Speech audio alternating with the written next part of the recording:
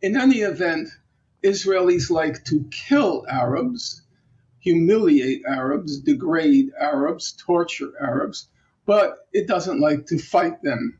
In particular, they don't want to fight the party of God. Nasrallah said in a speech a couple of months ago that there are over 100,000 militants now in Hezbollah.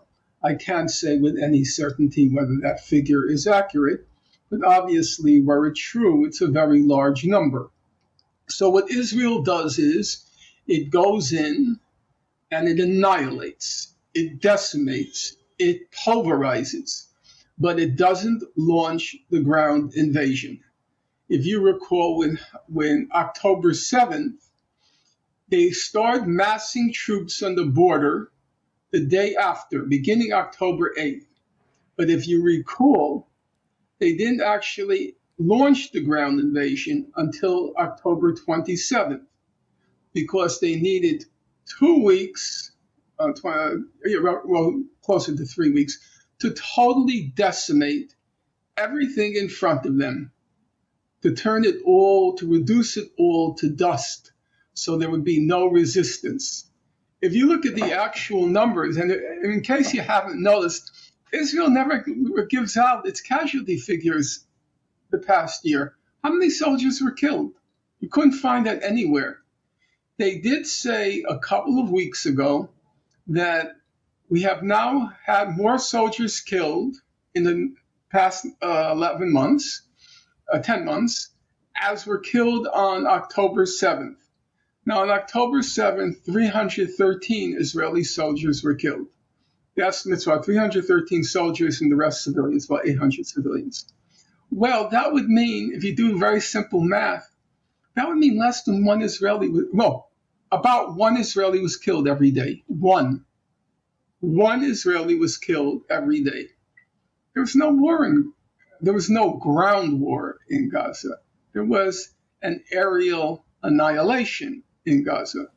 So Israel's hoping it can knock out Lebanon by air. The Hezbollah strategy, it's perfectly obvious. They will keep shooting rockets at Israel.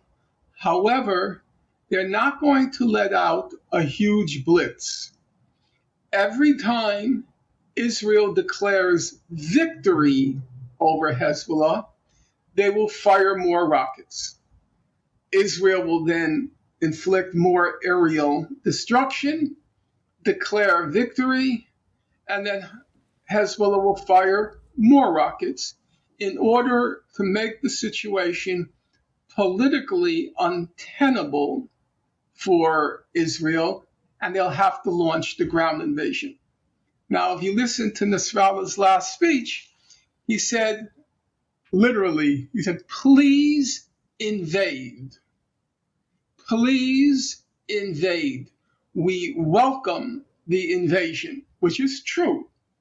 If it's 100,000 or if it's 75,000, the party of God longs for, yearns for that invasion so they can finally settle the score with that satanic state, man to man, in hand combat. So the Israelis dread the aerial assault, dread the land war. Hezbollah longs for it.